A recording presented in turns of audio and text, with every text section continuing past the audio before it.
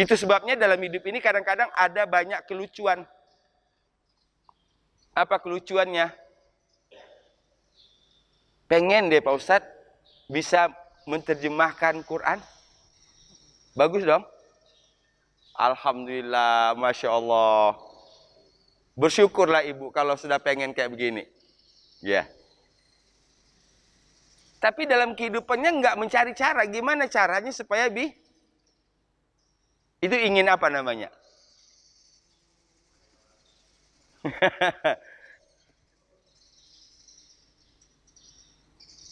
Itu kan kelucuan-kelucuan dalam kehidupan.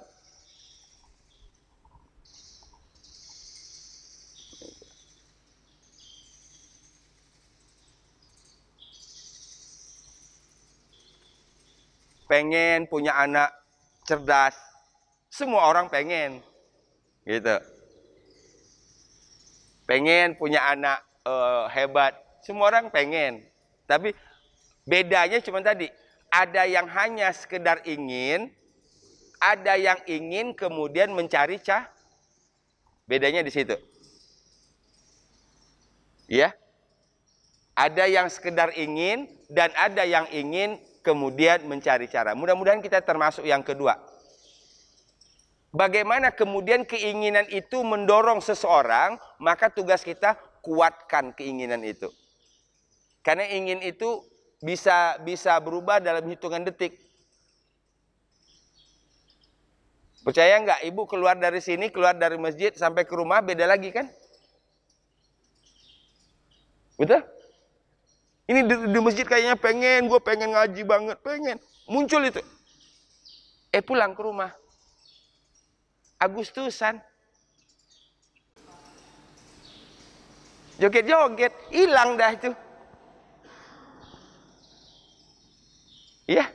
Jadi kalau dalam 100 lembar buku, hanya setengah halaman yang isi pengennya, 99 setengahnya isi yang lain, maka probabilitas ketika diacak, yang besar kemungkinan keluar itu yang 99 setengahnya.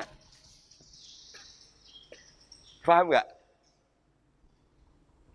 Kita punya celengan nih, celengan. Uang logam.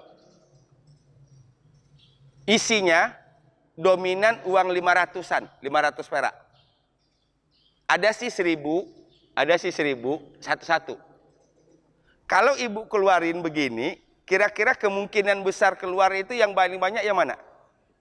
500. Kan itu yang banyak.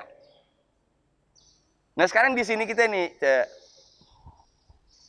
itu sebabnya tidak ada masalah dengan soal ingin dan tidak ingin. Yang jadi masalah adalah orang yang menguatkan keinginan, merawat rasa inginnya itu lebih lama, itu biasanya. Ya? Gitu.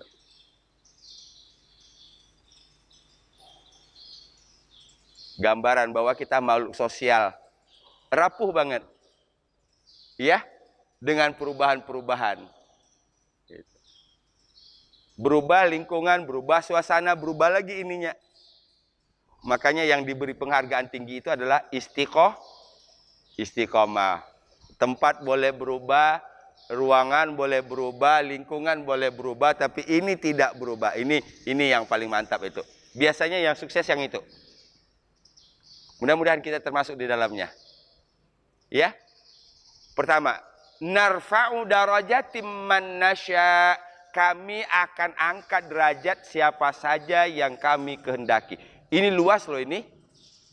Kalau ibarat menerima karyawan, ini semua merekrut semuanya nih. Sebanyak-banyaknya.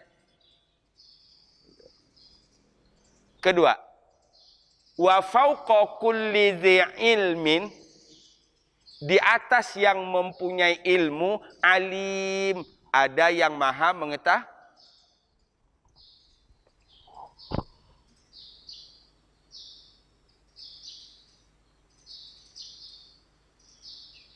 Nah kalau ini kita jadikan modal hidup, kita akan selamat dari kesombongan. Ya, kita akan selalu melihat orang lain lebih bisa dari kita. Sehingga kita terus berusaha untuk mencari tahu, nambah. Tapi kalau orang yang sudah merasa alim, dia nggak akan mau dengar orang lain. Satu. Yang kedua, akan terbentuk nanti karakter atau cara berpikirnya itu selalu meremehkan, merendahkan orang. Ya, gitu doang. Ya. Maka mulutnya begitu. Ya. Ya, ini frame of thinkingnya itu yang salah. Ini ya. Kalau ini tadi pengikut ini. Kalau ini udah salah, maka ini seluruhnya ini akan salah. Ya. Kan muncul kita pakai begini. Apa artinya gini? Ya, gancil. Paling gampang kita bilang gancil, tapi suruh kerjain sendiri. Iya? Sahabat Quran. Wa fauqa kulli dzi ilmin alim. Di atas yang mempunyai ilmu ada yang lebih mengetahui. Saya rasa jelas banget maksud dua potong ini. Ya? Jelas banget. Dan ini kita ulang-ulang supaya ini menjadi keyakinan. Ya? Jadi mengapa saya lama-lamain di ujung ini? Agar dua potong terakhir ayat 76 surat Yusuf ini menjadi keyakinan. Allah akan angkat derajat siapa saja yang Allah kehendaki. Yang kedua, di atas yang berilmu ada yang lebih berilmu lagi. Di atas yang berilmu ada yang lebih mengetahui. Jadikan ini ke sini. Narfa'u darajatim man nasya. Kita masuk urusan baca. Kita masuk urusan baca. Tanwin bertemu dengan mim. Apa hukumnya? Idgham birunnah. Bukan dibaca tin. Bukan lagi dibaca tin, tapi tim. Narfa'u darajatim. Tahan dulu. Tim. Nun mati bertemu dengan nun. Apa hukumnya? Sama kan? Idgham birunnah. Ini dengung. Ini ketemu nun mati bertemu dengan ini lagi, dengung lagi. Narfa'u darajatim man nasya. Narfa'u darajatim man nasya. Ya. Narfa'u darajatim man nasya. Saya ajak kita lebih dalam menikmati. Tim man. Saya ulang. Tim man. Nikmati. Narfa'u darajatim man nasya. Ya, 1, 2, 3.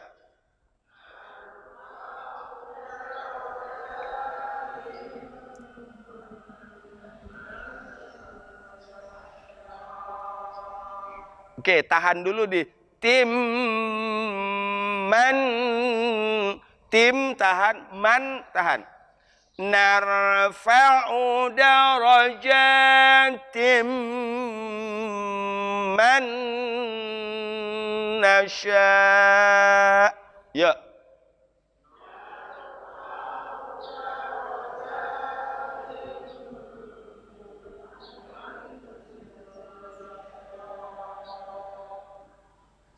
Narfa'u darajatim man nasya. Ya. Narfa'u darajatim man nasya. Sampai bisa menikmati, Ya. Kalau kita sudah bisa menikmati Quran, kita tidak akan tertarik lagi untuk menikmati yang lain. Ini satu musik aja baru, nge-viral. Ya, nikmat banget, enjoy banget kita dengernya. Masa ini 14 abad yang lalu, gitu nggak bisa enjoy? Ya. Nah, orang yang bisa melagukan tadi, mendengungkan tadi, berarti secara psikologis orangnya happy. Karena kalau nggak happy nggak bisa. Betul nggak? Orang marah bisa nggak ditahan lama gitu? Darajatim. Karena kalau marah itu biasanya pengen tegus.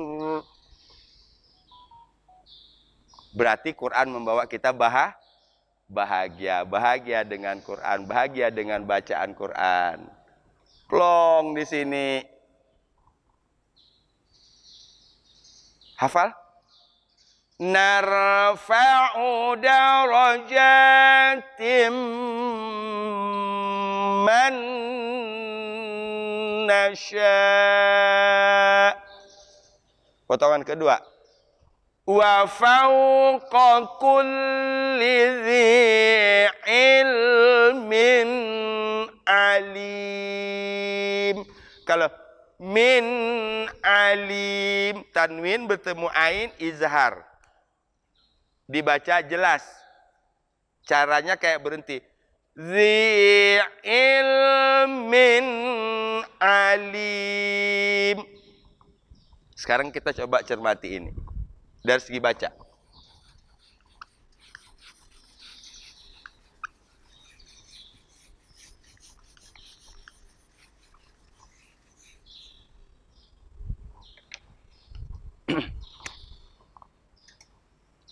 Qaf, kaf, zi, a.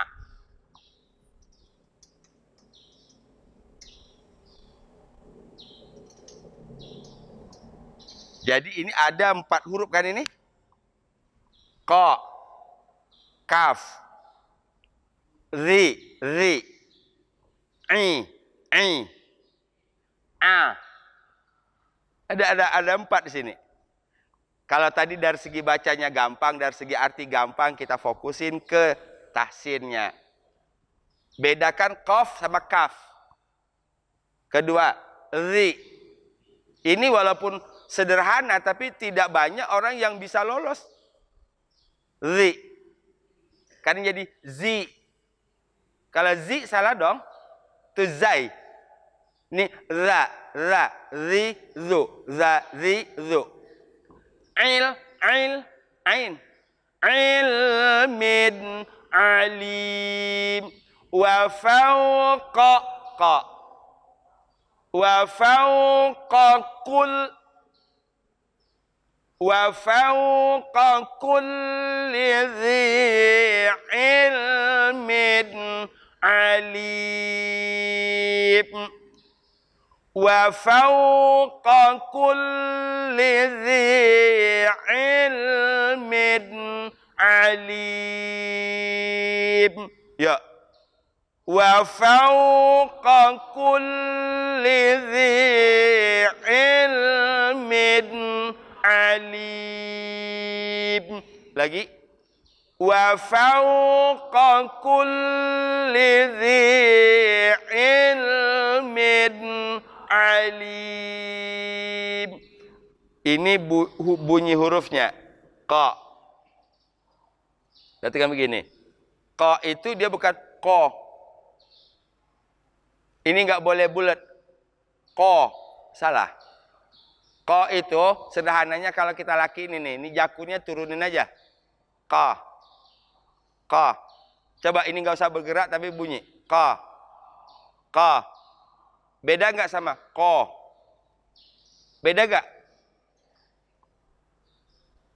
Ka. Ko. Kedengaran bedanya? Oh, semakin halus ini kita. Maka kalau qala Rasulullah sallallahu alaihi wasallam qala, ini enggak bergerak. Qala, yaqul. Qila. Bukan qala. Salah. Ini nggak boleh bulat. Qa. Sehingga dia bukan huruf Q-O, bukan. Qaf satu. Dapat satu qaf aja udah, alhamdulillah. Kalau huruf hijaiyah ada 28, tinggal 27 lagi. Sekali ngaji beres satu huruf qaf. Ini kan kadang-kadang kita ngaji nggak pernah diberesin, makanya ngajinya bertahun-tahun nggak kelar-kelar. Ada yang belajar tahsin 12 tahun. Saya ngeper loh waktu saya diminta ngajar ke sana. Waduh, udah 12 tahun belajar tahsin. Saya nggak ada apa-apanya ini. Ternyata begitu saya masuk sama aja dengan yang lain. Karena nggak punya target. Nggak punya target. Kalau kita buat target huruf hijaiyah ada 28. Ya udah bagi 28 hari. Kalau dibagi per pertemuan, bagi 28 pertemuan. Masa sih satu huruf sekali pertemuan nggak beres? Iya kan? Berarti 28 kali pertemuan. Begitu. Nggak nyampe 12 tahun. 12 tahun itu bayangan saya sudah qori internasional. Iya kan? 12 tahun belajar tahsin harusnya sudah qori. Jadi ada satu ini harus dibahas ini memang. Jadi kelemahan kita, kelebihan dan kelemahan. Kelebihan kita rajin ngaji. Tuh, kelebihan umat Islam itu nggak ada loh di agama lain yang rajin ngajinya seperti orang Islam. Betul? Ibu-ibu kadang-kadang minimal ada 3 seminggu. Ya, Ahad di Asalam, Senin lagi, Kamis ada lagi. Itu. Kalau Ahad gamisnya ada 3. Senin gamis ragamnya ada 2. Jadi ngaji yang dibanyakin apa? Ngaji yang dibanyakin seragamnya. Ya alhamdulillah kalau saya nggak pernah nyuruh pakai seragam. Karena memang kita tidak boleh seragam dalam hal tertentu. Ya, dalam hal tertentu. Supaya kita kaya ini. Fahim? Wa fawqa kulli dhi ilmin alim. Kayak berhenti saja. Dhi ilmin alim. Wa fawqa kulli dhi ilmin alim. Ya. Wa fawqa kulli dhi ilmin alim. Lagi. Wa fawqa kulli dhi ilmin alim. 1, 2, 3.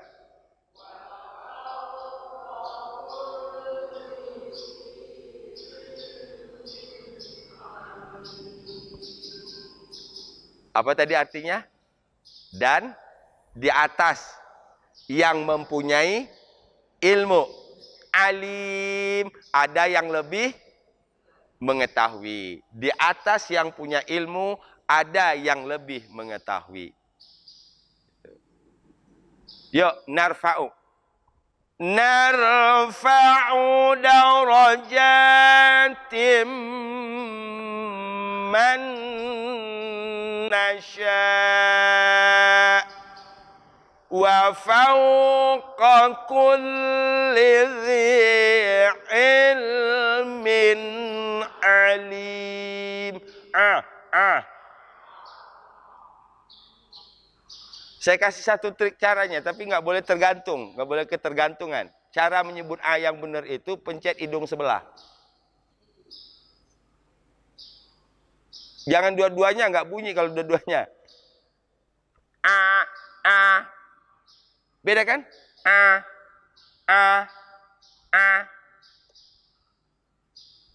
Apalagi kalau huruf yang mati. Iyyaka na'. Oh, itu medok banget itu. Melatih. Tapi jangan selamanya begitulah, repot juga nanti ada setiap ain pegang-pegang. Tambah pesek lama-lama. Wa fawqa kulli dhi ilmin alim. Ya. Wa fawqa kulli dhi ilmin alim. Fokus. Ka, ka, zi, a, i. Fokus itu. Tadi ka, mulut nggak boleh bergerak. Ka, ka, qala, qala, qila, yaqul. Bergerak itu karena waw, karena wawnya. Ya. Wa fawqa kulli dhi ilmin alim. Ya.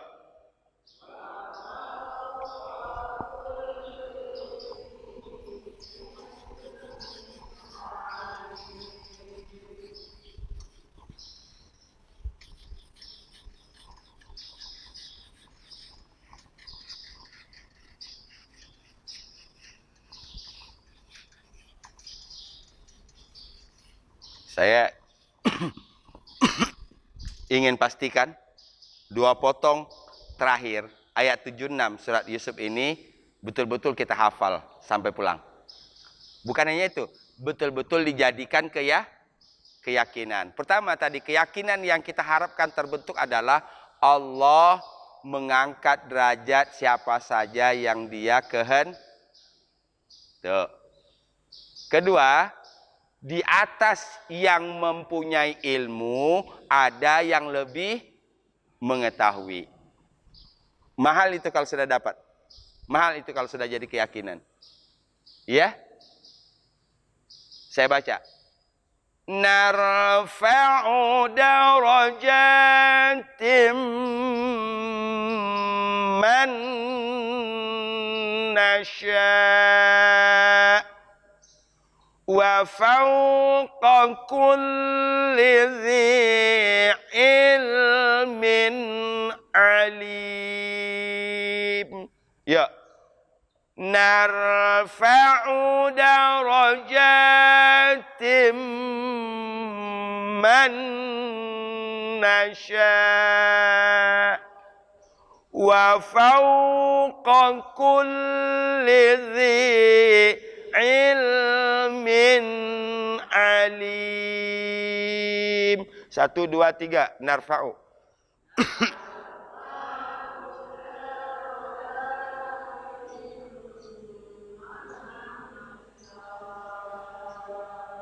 Ulang, ada 2 ya tadi, momen 2 tempat ditekan.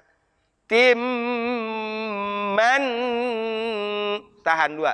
Timman nasya, sya, sya, sya. Ya, narfa'u. 1, 2, 3.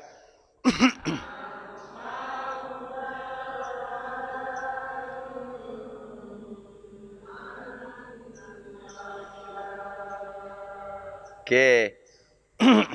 Sampai nanti kita enjoy ya. Situ dulu. Sampai nanti kita timman nasya, sya. Enjoy kita dapat, kita happy. Itu udah 1 ya. Potongan pertama. Kedua, wa fawqa.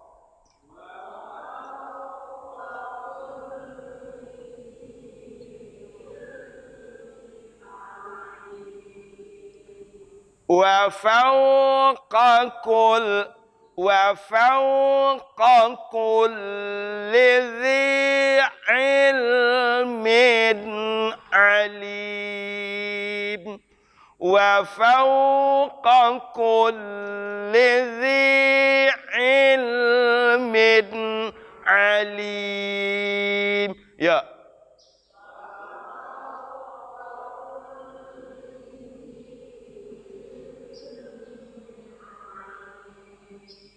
Di atas yang punya ilmu, di atas yang mengetahui, ada yang lebih tahu. Ulang. Ya, Pak.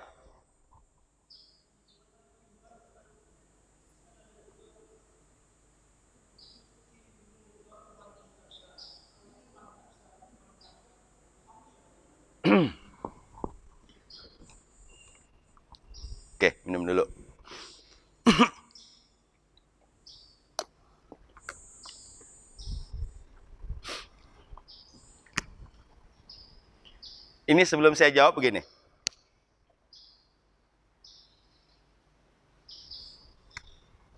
Saya pakai bahasa Indonesia dulu.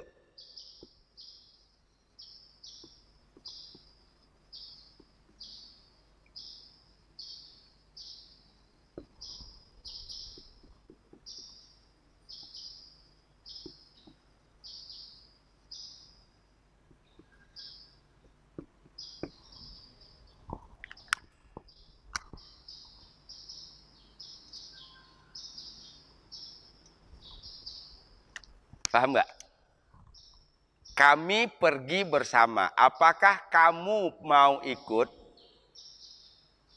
Yang saya maksud adalah posisi kita ketika baca teks itu. Ini baca teks ya, ini baca teks maksud saya. Bukan dalam percakapan sehari-hari. Kalau percakapan sehari-hari nggak ada masalah. Sekarang memahami teks. Allah menyebutkan di ayat lain, tu'til mulka man tasya.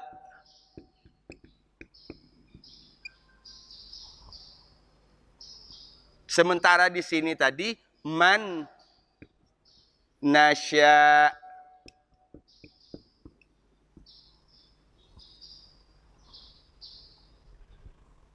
Ta ini orang kedua. Orang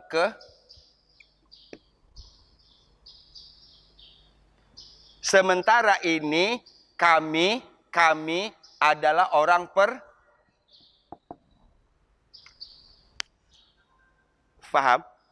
Berarti ini Allah yang sedang berbicara. Allah yang sedang berbicara. Kalau ini kita yang membicarakan Allah.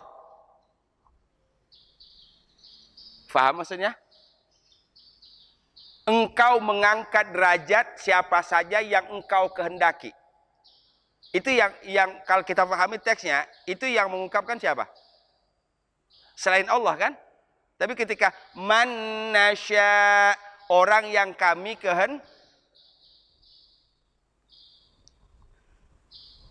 sudah dapat rumusnya. Ini engkaunya adalah Allah. Ini kaminya adalah Allah. Ketika Allah mengatakan kami kehendaki, berarti posisi kita yang baca, posisi si pembaca,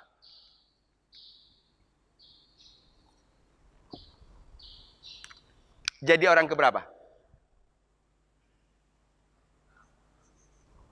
Ini kan Allah yang berbicara. Berarti ketika kita diajak bicara, kita berada posisi kedua. Saya, maaf saya pakai bahasa. Saya, kamu. Oke? Kalau dibalik, kalian, kamu, saya. Paham nggak maksudnya? Nah ini hal penting dalam interaksi dengan Allah melalui Al-Quran. Iyyaka na'budu wa iyyaka nasta'in. Hanya kepada engkau, kami. Engkau orang kedua. You.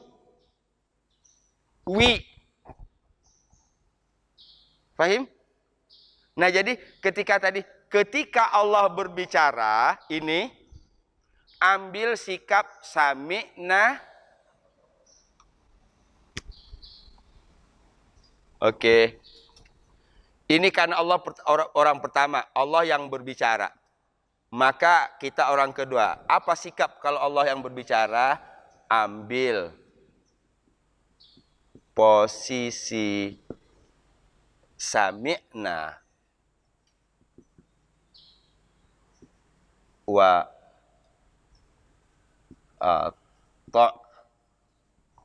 kami dengar dan kami taat. Ini kita kalau sudah terbiasa seperti itu, maka dalam kehidupan sehari-hari pun kita akan giliran. Betul? Ada kalanya kita jadi orang pertama, ada kalanya kita jadi orang kedua. Orang pertama kita berbicara, ya, orang kedua kita mendengar. Jangan mau jadi orang pertama semua. Kan hidup ini jadi kacau kan karena semuanya pengen jadi orang pertama. Sing ngrungokno sapa? Gitu lah. Iya? Kan kalau semuanya mau ngomong sing ngrungokno sapa?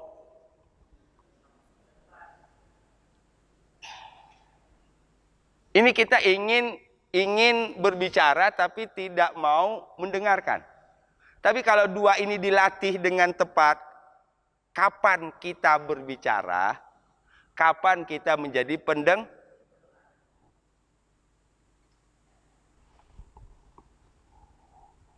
walau dalam kenyataan kita berhadapan dengan hal yang berbeda, yang kadang kita bisa bikin jengkel. Ya, kita bisa bikin jengkel itu. Ibu jengkel nggak? Kalau ibu lagi ngomong, orang ngomong juga, jengkel nggak? Sebenarnya gitu aja hidup ini. Ya. Saya lagi khutbah, malah banyak ngomong. Itu saatnya saya nggak bisa menahan amarah. Saya lagi ceramah, orang ngeluarin makanan, orang sibuk lalu lalang. Saya nggak bisa nahan amarah. Mau makan atau dengerin ceramah? Kalau mau makan, keluarin makanan, saya berhenti ceramah. Kalau mau dengerin ceramah dulu, ntar urusan makanan. Terserah orang bilang saya tegas. Ibu, kalau saya orang ceramah, di depan ada makanan. Secara psikologi, ibu lebih tertarik dengerin atau ngeliat makanan. Oke? Makanya momen paling susah dalam kita ini, misalnya, ada sambutan acara pernikahan. Sehebat apapun dia mempunyai skill sebagai speaking, ya, sebagai speaking yang the best speaking, misalnya the best speaker, tapi ketika berhadapan dengan memberi sambutan ketika orang nikah, kalau nggak keringetan, potong ini saya. Karena susah mengendalikan audiennya.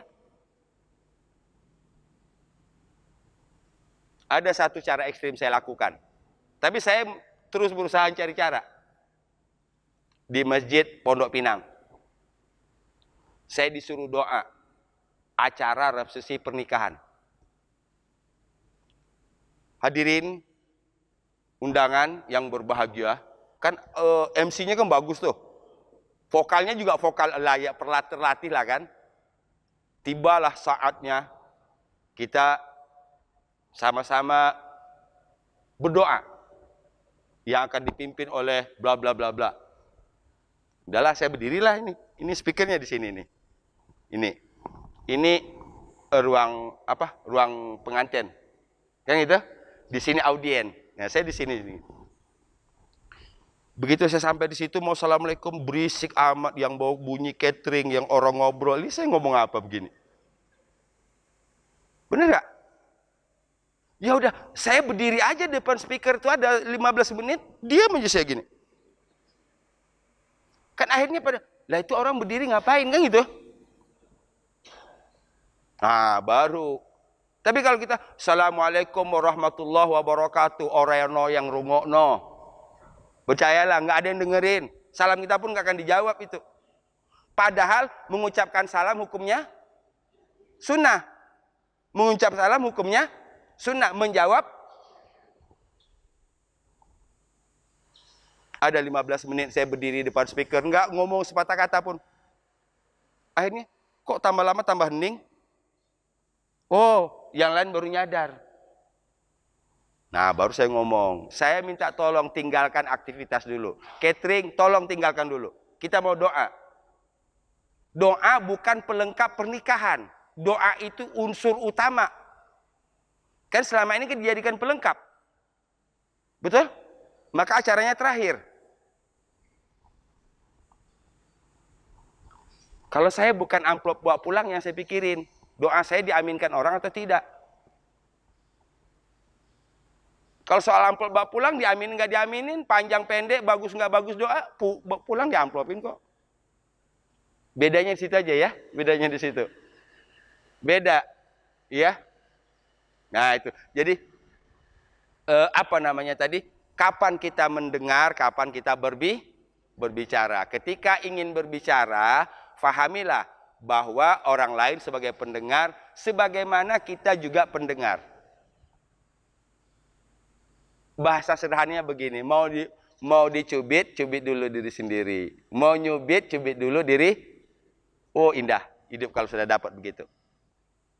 Ingin diperlakukan baik, perlakukan dengan baik. Ingin dihormati, hormati. Ingin disayangi, sayangi. Ingin dihargai, hargai. Mudah-mudahan 2 potong surat Yusuf terakhir ini, ayat 76 ini dapat menjadi inspirasi besar bagi kita. Pertama, Allah mengangkat derajat siapa saja yang Allah kehendaki. Kedua, di atas yang punya ilmu ada yang lebih mengetahui. Ketiga pertanyaan tadi, ketika kita menemukan kata tasya, berarti itu seakan-akan kita yang mengatakan. Ya, seakan-akan kita yang membaca ini yang mengatakan, engkau maha kuasa atas siapa saja yang engkau kehendaki. Tu'til mulka man tasya'u wa tanzi'ul mulka mimman tasya'. Engkau beri kekuasaan siapa saja yang engkau kehendaki. Berarti kita yang ngomong dong. Allah nomor 2, ya orang kedua sebagai di sana. Allah sebagai pendengar. Tapi di sini Allah orang pertama. Narfa'u darajatim man nasya'. Kami angkat derajat siapa saja yang kami kehendaki. Jadilah posisi kita sebagai orang kedua. Fahim? Sengaja saya tidak tambah ayat ini, cuman ini. Kan ini dalam menurut saya. Ini harus menjadi keyakinan, gitu. Tidak boleh hanya sekedar selewat. Kalau yang lalu tentang sejarah nggak perlu terlalu didalami. Sudah mengerti substansinya cukup. Ya, terakhir kesimpulan kita bahwa dalam kerajaan Mesir di saat itu, dalam undang-undang Mesir saat itu, seorang raja tidak bisa menghukum adiknya sendiri, gitu. Kecuali apa yang Allah kehendaki. Ya. Oke, sampai ketemu ahad depan insyaallah. Ya.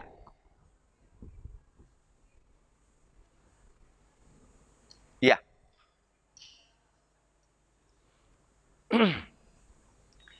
Kalau dia tidak ada harokat, kalau harokat itu berkaitan dengan panjang. Seberapa lama? Itu tergantung keinginannya.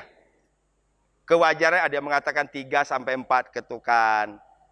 Tapi biasanya kalau di akhir malah lebih dilamain lagi. Kan kalau harokat seperti nasya, karena berkaitan dengan tanda baca kan?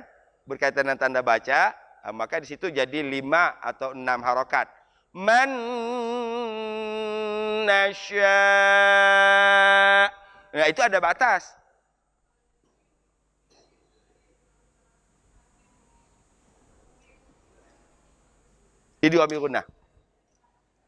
Ditahan juga. Itu biasanya sesuai dengan kebiasaan umum. Itu biasanya ada yang mengatakan 3-4 ketukan, ada yang mengatakan 5 ketukan, gitu ya. Tapi sesungguhnya tidak ada batasan. Gitu. Ya. Kita tutup dengan hamdalah. Alhamdulillahirabbil alamin. Subhanaka Allahumma bihamdika asyhadu an la ilaha illa anta astaghfiruka wa atubu ilaik. Walafu minkum. Assalamualaikum warahmatullahi wabarakatuh.